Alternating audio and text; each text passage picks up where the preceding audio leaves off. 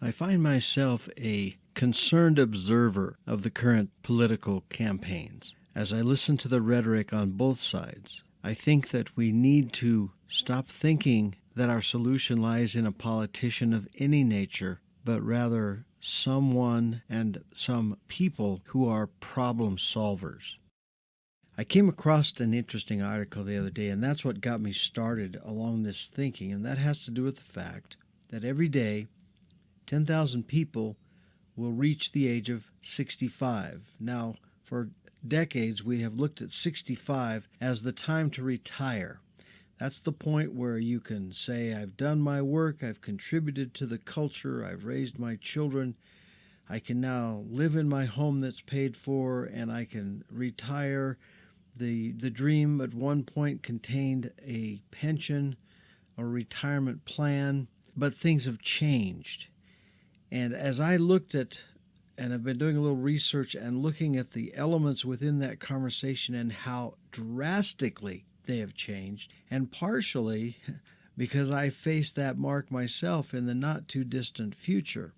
I am one of the baby boomers. The baby boomers were born from 1946 to 1964, and we are reaching retirement age. Now, 40% of us say we will never retire. 40% of the people in that group, looking at their current condition, looking at their economic status and what they think they would have or lack thereof as they consider retiring, 40%, a full 40% say that they will work until they drop. Now, if health doesn't permit that, and I'm a big proponent of work, I like to work, I think we should work, but work can become different, and we can be engaged in meaningful things that don't have to do with going to a job, working the day through, coming home, and then trying to live your life and piece your life together. One of the things that I have done, that Linda and I have done over the last 28 years, is raise our children and get them through school. And now that we are reaching, I don't say empty nester, I say now that we are living in crescendo, and I'm going to invite the daughter of Stephen R. Covey. Dr. Covey passed away a few months ago. His daughter Cynthia will be a future guest with us as she talks about his new book that will be published under her direction following his death, about a very interesting concept where we don't stop doing at 65, but we can change and move into a more vibrant time of our life. And especially since we live longer, most people when they reach 65 are looking at another 20 years of life. And yet, to be able to live with any kind of a lifestyle, if you are a middle-class American, the average wage in America is just over $50,000. If you want to have that same kind of income level through your retirement, you need to have nearly $1 million of resource. One survey that I just looked at said you need to have $900,000 for your retirement.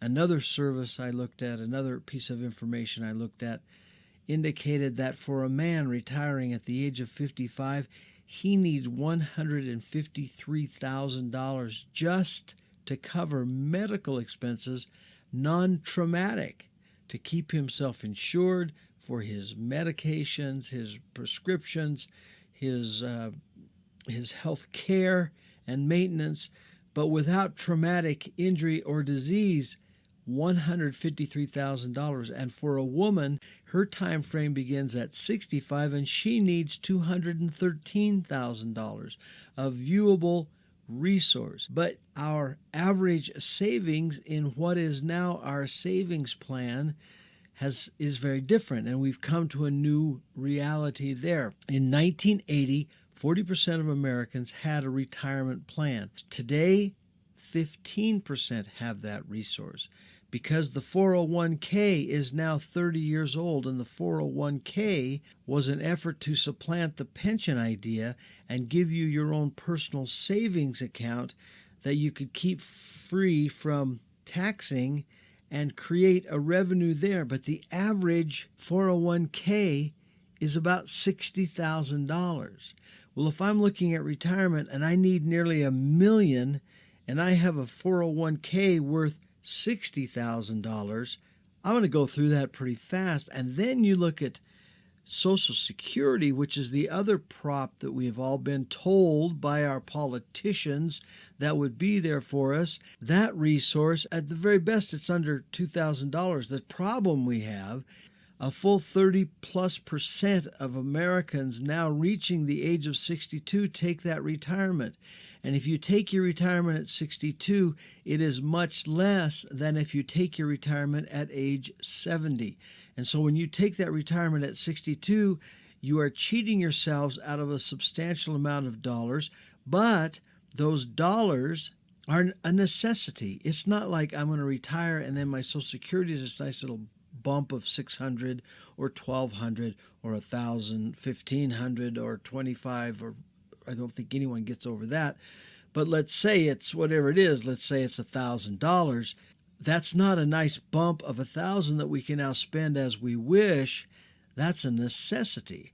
Now bring in the problem that isn't hitting us yet because we are artificially sustaining the lack of inflation. But this month alone, quantitative easing, which is the government's soft way of saying we're going to print money, this month, Mr. Bernanke and the Federal Reserve will print $40 billion.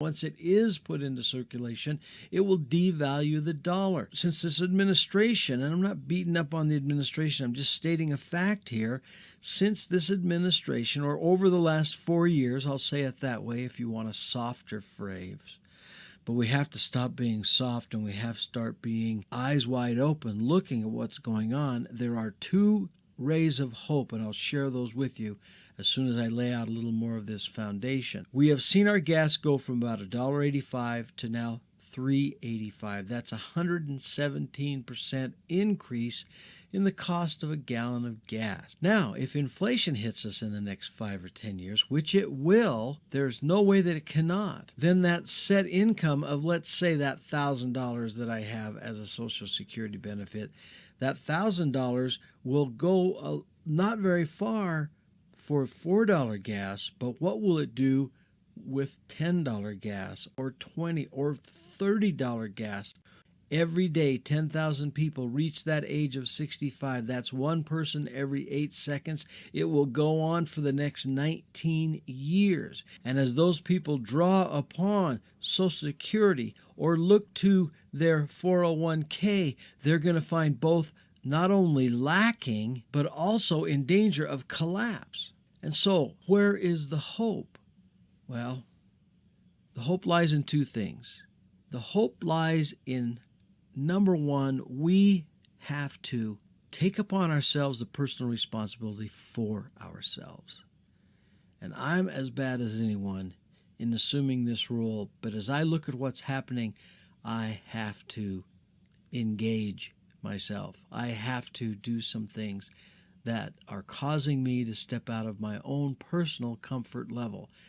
Things like being more frugal, things like looking for additional revenue streams. How can I find, where can I partner with someone that would create an additional revenue stream to supplant and support what is about to take place? Even on today's dollars, the average American is living check to check, and the average American is working 2 jobs within a household, sometimes more. So if inflation starts to work on us and the cost of goods continues to rise, the cost of food is up, the cost of fuel is up, what are we to do? Number one, we have to look for additional revenue streams that can be passive, that can be part-time, and yet have the capacity to have a good, if not a great, payout for our investment. And it's not an investment of money, it's an investment of our own thinking and our own connection to other people and our own partnering with people who can help each other. We have to look for those opportunities. They are out there. They're not everywhere, but they are out there. And in coming episodes, we may dig deeper into some of those kinds of ideas.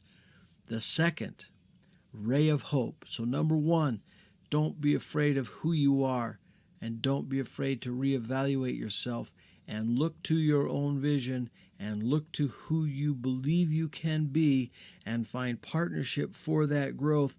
knowing that you can make it happen, and accepting a new reality and moving forward upon that reality. And then number two, ray of hope in this dismal forecast that is around us.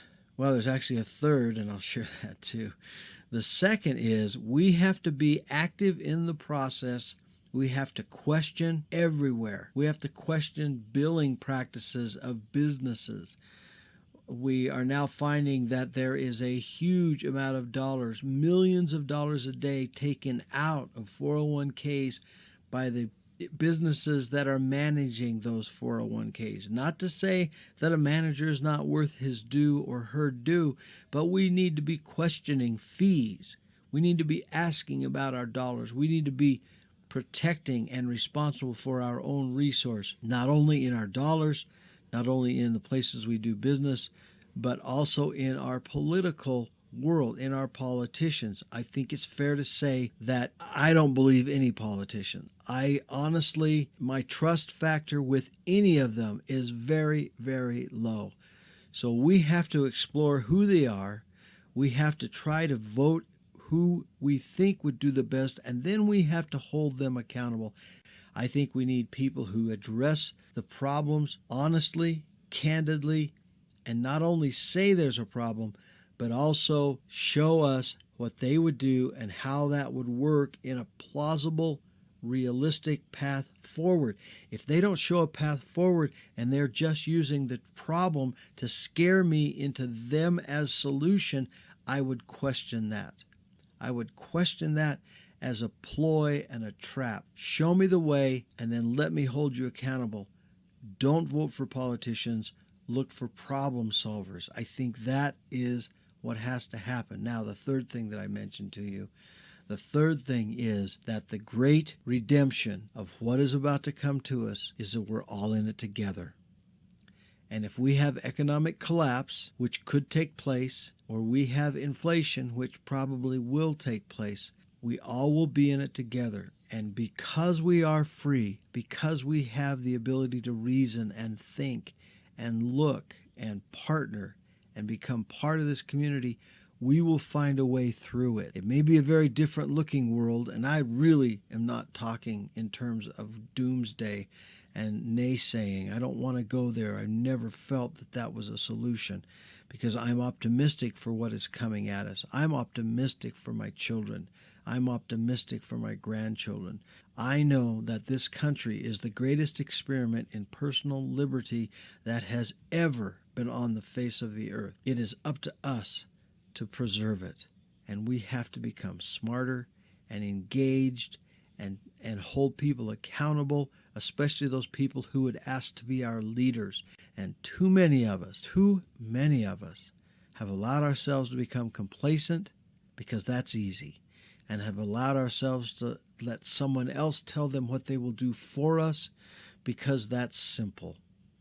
And in the doing, we have let charlatans and rogues and sophists and people unworthy of our trust to stand in powerful places and lead us in a way that could become very difficult, very challenging. And so my mantra today is be of good cheer. Know that we're okay. Know that greater powers than all of us are in control of this world, but be smart and be alert to what's going on. Question, question, question. Be responsible in your own resources and elect and support people who can provide solution. You need to look at your life. You need to look at who you are. You need to step up, walk a little taller, be a little stronger, be a little bolder, live your life, love your children, love the people who love you, and let's move forward and let's get through this, because no one can do it if we don't do it. Stop being victims and declare your independence and be the liberty-minded, freedom-loving people that built this country.